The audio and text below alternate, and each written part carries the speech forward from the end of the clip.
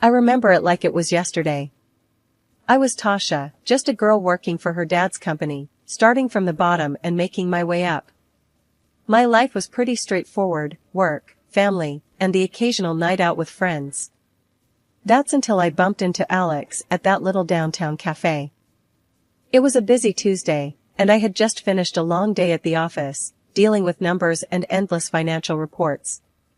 I needed a break, a coffee, and maybe a slice of that chocolate cake they had on display. The cafe was crowded, the kind of crowded where you can barely hear yourself think, let alone order a coffee. And that's when I literally bumped into him. "Alex. Watch where you're going," I blurted out, as his coffee nearly decorated my blouse. He looked taken aback for a moment, then a wide grin took over his face. "My bad. I was just trying to navigate through this chaos. Let me buy you a coffee to make up for it?" I was ready to say no. I mean, who was this guy, right? But something about his cheerful attitude, despite the near disaster, made me pause. "Sure, why not? But I'm picking the cake," I shot back, not wanting to seem too easy. As we waited for our order, I took him in. Alex was casually dressed, nothing fancy, but there was something about him that stood out. Maybe it was his easy smile or the way he seemed genuinely interested in what I had to say. "So, what brings you to this chaos?" he asked, handing me my coffee and a plate with a generously sized piece of cake. "Work. I was drowning in numbers and needed a break. What's your excuse?" I replied, taking a cautious sip of the hot beverage. "Same. Except my chaos involves teaching kids how to not burn down the school in science class," he chuckled. We found a table in the corner, away from the worst of the crowd. As we talked, I learned that Alex was a high school science teacher, loved bad puns, and had an affinity for old movies. He was easy to talk to, and before I knew it, I was laughing more than I had in weeks. The conversation flowed from work to hobbies to dreams, and I found myself opening up about my aspirations, my family, and even the struggles of climbing up the corporate ladder in my father's company. "You're tough, I'll give you that. Starting from the bottom in your dad's company? That's brave," he said, his tone a mix of admiration and surprise. "It's not about bravery. It's about proving to myself and to him that I can make it on my own, without any shortcuts," I responded, feeling a bit defensive. "Hey, I get it. And for what it's worth, I think it's pretty damn cool," he reassured me, his gaze sincere. The evening flew by, and before we knew it, the cafe was closing. We exchanged numbers, and as I walked home, I couldn't help but smile. In the days that followed, Alex and I couldn't get enough of each other. We texted nonstop, met up for more coffee dates, movies, and even a couple of hikes. The guy had a way of making even the mundane seem exciting. Our conversations got deeper, our laughs louder, and before I knew it, I was falling for him, hard. It wasn't long before we decided we didn't want to be apart. A year flew by in a blur of love, challenges, and adventures. Then, one evening, over a home-cooked dinner in his apartment, Alex got down on one knee. It wasn't fancy, but it was perfect. "Marry me, Tasha. Let's navigate through life's chaos together." Without hesitation, I said yes. We got married in a small ceremony surrounded by those who mattered most. Life with Alex started off more amazing than I could have dreamed. But then, the demands from his family began to creep in, turning our bliss into something less comfortable. One evening, we were having dinner with Alex's mom, Carol, a lady who had a way of wrapping her demands in velvet, making them sound almost reasonable, if you weren't paying attention. "So, Tasha," Carol started, her voice smooth as she passed me the mashed potatoes, "I've been thinking. If Alex worked at your dad's company, and maybe if his sister joined too, it could be beneficial for everyone, right?" I could feel the weight of her gaze, heavy with expectations. Alex, meanwhile, seemed to shrink a bit in his chair. "Carol, you know it's not that simple. My dad's company doesn't work like that. It's about merit, not family connections," I replied, trying to keep my tone light yet firm. Alex finally chimed in. "Mom, let's not push this, okay? Tasha's right. Her dad runs a tight ship. It's all about what you bring to the table." But Carol wasn't one to give up easily. "But that's exactly my point. Alex brings a lot to any table. And with you there, I'm sure he'd climb up the ladder in no time." The conversation didn't end at dinner. Carol brought it up again and again, and Alex's dad and sister got wind of it too. Before I knew it, I was sitting across from my dad, trying to explain why we should give Alex, his dad, and sister a chance in the company. "Dad, I know how we operate, based on merit and hard work. But could we at least give them a shot? Alex really wants to prove himself, and his family, they could use the opportunity," I ventured, feeling a knot form in my stomach. My dad looked at me, his expression unreadable at first, then softened. "Tasha, I trust your judgment. But if they're coming in, they're starting from the bottom, same as everyone else.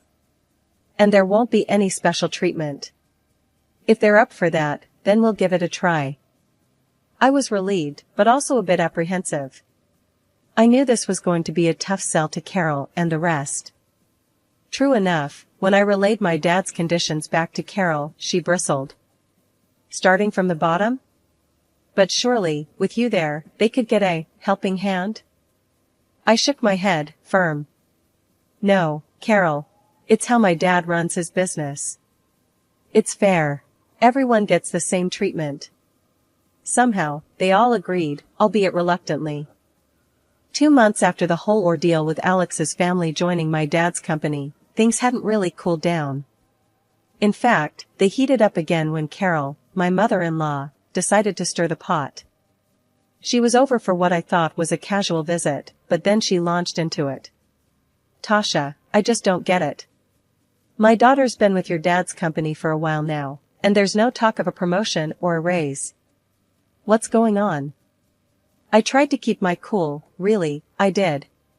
"Carol, you know the company policy. It's all about performance, and honestly, she's not exactly putting in the effort. Leaving early, making careless mistakes, it's just not how we do things." Carol huffed, clearly not satisfied with my answer. "That's just your excuse. You could help if you wanted to, but you don't. You're not looking out for us." It felt like a slap in the face, considering all the strings I'd been trying to pull to keep the peace. And then there was Alex. Whenever we were alone, he was all understanding, nodding along to everything I said.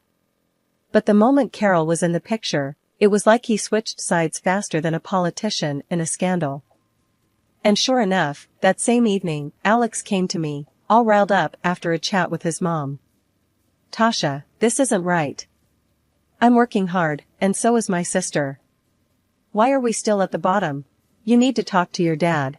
We deserve better pay." I looked at him, disbelief washing over me. "Alex, come on. You know the situation at work. You're not exactly outperforming anyone.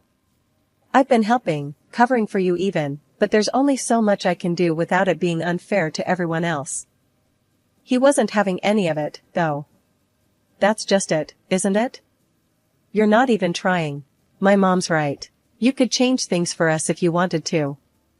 I felt my patience wearing thin. "Alex, demanding a raise you haven't earned isn't how this works. It's about fairness, about doing your part. And right now, you're not living up to that." Life, as I knew it, came crashing down one ordinary Wednesday afternoon. The call came in just as I was wrapping up at work, a number I didn't recognize flashing on my phone screen. I almost didn't answer, but something nudged me to pick up. "Is this Tasha?" a voice asked, formal and unfamiliar. "Yes, speaking. Who's this?" I replied, a knot forming in my stomach. "I'm afraid I have some bad news," the voice continued, and just like that, my world stopped spinning. The details that followed blurred into a haze of disbelief. There had been a train accident, and my parents were on that train. They didn't make it. I stood there, phone still in hand, long after the call ended, unable to move, to think, to feel. It was Alex who found me, who took the phone from my hand and wrapped me in his arms as the dam inside me broke. "We need to get you home, Tasha. Come on," he murmured, but his voice seemed miles away. Home. The concept felt so foreign now. What was home without the people who made it so? The days that followed were a blur. Funerals, lawyers, sympathetic looks from people who murmured their condolences without really meeting my eyes. And through it all, Alex's family hovered like vultures, their presence more oppressive than comforting. It was during one of those hazy afternoons when Carol decided to bring up the subject I was least prepared to discuss, the inheritance. "Tasha, dear, now that this unfortunate business is settled, we need to talk about what comes next. Your parents' assets, the company, it's a lot for you to handle alone," she said, her tone a grotesque mix of sympathy and greed. I stared at her, incredulous. "Carol, my parents just died. Can we not do this right now?" But she was relentless. "I know, dear, and I'm just looking out for you. And let's be honest, for Alex too. This affects all of us now." Alex said nothing, his eyes fixed on the floor. That silence, that failure to stand up for me, cut deeper than any of Carol's words. It all came to a head a few days later when the entire family was over at our place.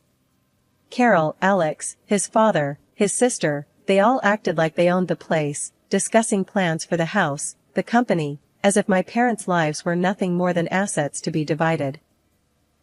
"Tasha, we were thinking," Carol began, her voice echoing in the living room. "It makes sense for us to move in here. It's what your parents would have wanted, for us to take care of you." "Take care of me?" I repeated, my voice rising. "Or take over everything they worked their lives for?" Alex finally spoke up, but not in my defense. "Tasha, it's practical. We're family now. We should stick together." "Family?" I shot back, my patience finally snapping.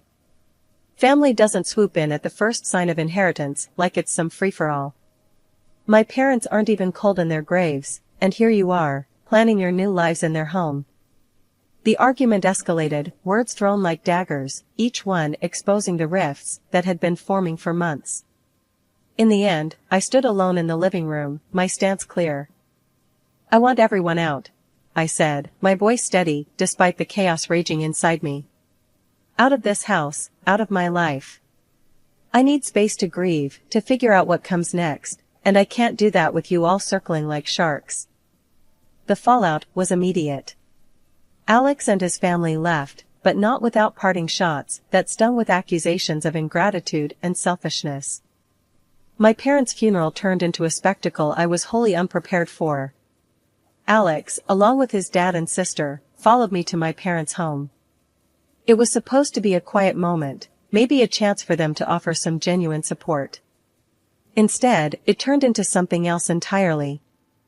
As soon as we walked through the door, Alex started playing tour guide in my childhood home, pointing out all the luxurious details and furnishings as if he was showcasing a mansion on one of those reality TV shows.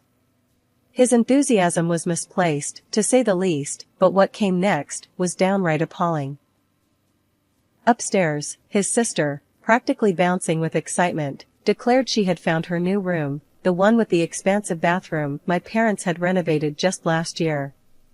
But the real shock came when Alex opened the door to my parents' bedroom. Carol actually clapped her hands, her eyes wide with what I can only describe as greedy delight. "Oh, I've always dreamed of having a bedroom like this," she exclaimed.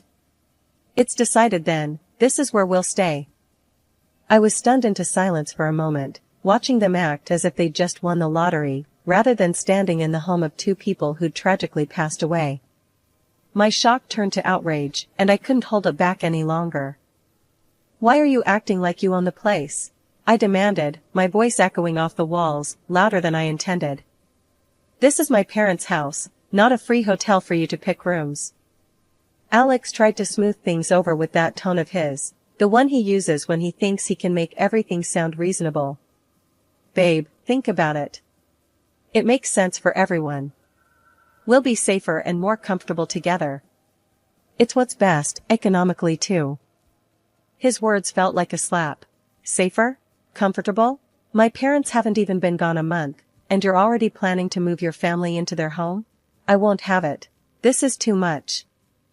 He had the gall to look hurt, as if I was being unreasonable. Now that your parents are gone, it's only right you take care of mine, he said, as if it was the most natural thing in the world. I couldn't believe what I was hearing. The arrogance, the entitlement, it was as if losing my parents meant I'd inherited a new set of dependents overnight. That's it. I want to talk. Everyone, downstairs, now, I said, my voice firm, commanding. The look on their faces told me they weren't used to being spoken to like that, at least not by me. But I'd had enough. It was time to set some boundaries, make it clear that their expectations were not only unrealistic, but completely out of line. As I watched them all gather in the living room, Carol leading the charge with a gleam in her eye, I felt like I was in some twisted reality show. Now that we're all here, let's talk about the future, she began, her tone dripping with a mix of glee and greed that made my skin crawl. With your father's company and all this, she gestured broadly at the house belonging to us, we're set. My son will take over the business, and if you're not keen on us staying here, well, we can just build something even grander. I stood there, incredulous, watching them nod and smile as if they'd won the lottery. You think all this is yours to claim? I asked, my voice tight with barely contained anger. This is my inheritance, my parents' legacy, not a jackpot for you to squander. Carol scoffed. Oh, please. We're family. What's yours is ours. It's only right that we benefit from this fortune. I laughed, a harsh, bitter sound. You have no right to any of this. My parents worked their entire lives for this, not so you could come in and claim it as your own. Alex's sister piped up, her voice sharp. You're being greedy, keeping all this to yourself. We deserve a share. Greedy? I shot back, my patience snapping. I'm greedy because I don't want to hand over my inheritance to people who only see dollar signs where they should see grief and loss. The room erupted into a cacophony of accusations and denials, their entitlement clashing with my disbelief. I had heard enough. I want you all out, I said firmly, my voice rising above the noise. Out of this house, out of my life. You've shown your true colors, and I want no part of it. Carol's face turned a deep red, her anger palpable. You'll regret this, young lady. You're nothing without us. Alex, who had been silent up till now, finally spoke, his voice cold. Tasha, you're making a mistake. This isn't how you treat family. Family?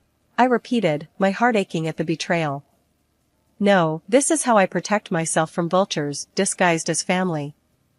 With that, they stormed out, hurling insults and warnings as they went. Alex paused at the door, his parting words a knife to my heart. You'll regret this, Tasha. I won't forget it.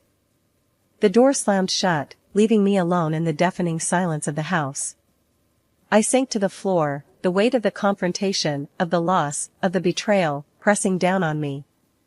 But amidst the turmoil, a spark of resolve flickered to life. I had drawn a line, a boundary, to protect not just my inheritance, but my dignity and my right to grieve. The next morning felt surreal, as if the world had shifted on its axis. I headed to work, the drive automatic, my thoughts a jumbled mess. Arriving at the office, I half expected, half hoped to see Alex, his dad, and sister there, perhaps ready to bury the hatchet and move forward. But their desks were empty, their work untouched. I tried calling them, once, twice, a dozen times throughout the day, but each call went unanswered, sinking me deeper into a mix of frustration and relief. This silent treatment continued for 3 days, their absence speaking louder than any words could. On the 3rd day, with no sign of them and a backlog of work piling up, I made a decision. I called each of them into the office via voicemail, giving them one last chance to explain their absence. The silence that followed was answer enough. I called HR and, with a voice steadier than I felt, instructed them to process their termination.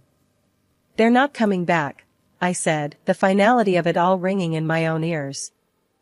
Firing them was not a decision taken lightly, but in that moment, it felt like the only choice. There was no room for half measures, not anymore. Their betrayal, Alex's especially, had cut too deep, leaving a chasm between us that could not be bridged by mere apologies or promises of change. Later that day, I found myself on the phone with my lawyer, a man who had been with our family for years and knew the intricacies of my life almost as well as I did. "I need you to prepare the divorce documents," I told him, my voice devoid of the emotion that was churning inside me. 2 weeks of silence, and then he just waltzes into my office like he's the king of the castle.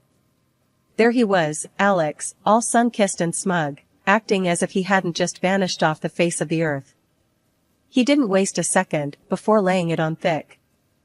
"I've decided to forgive you," he announced, making himself comfortable in my dad's chair, feet rudely slapped onto the table. "Now, about that money for a new house for my folks and sister." I stared at him, disbelief and anger swirling in a silent storm.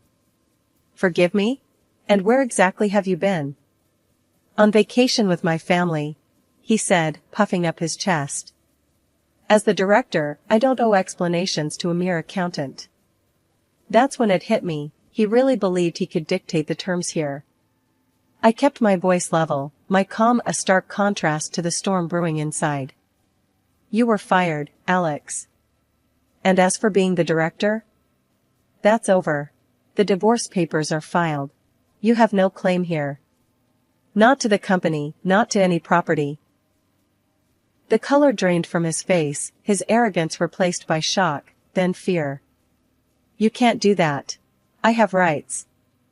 I'll get my share." I couldn't help but laugh, a sound bitter and tinged with disbelief. "In our state, your rights don't include my inheritance. You get nothing." He stood, a mix of anger and desperation in his eyes, reaching out for me. "Tasha, please." I stepped back, putting distance between us. "No, Alex. It's done. We're done. Leave." As he stumbled out, I could feel a weight lifting off my shoulders, even as my phone started to ring. "Carol." Her voice was as pleasant as nails on a chalkboard. "You ungrateful girl. How dare you treat us this way?" I listened, her words washing over me, without leaving a mark. "Don't call me again, Carol. It's over. Goodbye." Hanging up, I sat back in my chair, the silence of the office wrapping around me like a blanket. It was over. Really over. I felt a mix of relief, sadness, and, most surprisingly, freedom. Freedom from their expectations, their greed, and their manipulation. After the ink dried on those divorce papers, it felt like I could finally breathe again. I was out from under the weight of Alex and his family's expectations, free to focus on the company and on rebuilding my life in a way that would have made my dad proud. Taking over as director wasn't just a title change, it was stepping into a legacy my dad left behind. And I poured everything I had into it. This past year, we saw profits spike by 8%, a record that felt like a nod from my dad, wherever he was, telling me I was on the right track. Then, one afternoon, amidst all this progress and personal growth, Carol called. Her voice, once so sure and demanding, was tinged with desperation. "We need your help," she started, spilling out a tale of reckless spending, of loans, and luxury they couldn't afford, all because they believed they'd have a slice of my inheritance to bail them out. "Carol, let me get this straight," I said, my voice icy calm. "You lived beyond your means, ignoring the fact that I told you, clearly, that you had no claim to my parents' estate. And now, you want me to clean up your mess?" She tried to butter me up, saying how families should stick together, how I was their only hope. But her words fell on deaf ears. "I'm not your safety net," I told her firmly. "You, Alex, and your daughter made your choices. You chose to ignore my boundaries, to disrespect my parents' memory, and to chase after a lifestyle you hadn't earned." The silence on the other end was palpable. I could almost hear her scrambling for a way to twist this around, to play the victim. "Listen, Carol," I continued. "You need to figure this out. And don't call me again. You made it abundantly clear where I stand with your family when you sided with Alex, expecting to live off my inheritance. Now, you're living with the consequences of those choices." I hung up before she could respond, the finality of that action resonating deep within me. It wasn't just about the money or their latest scheme. It was about respect, about recognizing the value of hard work and the importance of living within your means, a lesson my parents instilled in me from the start.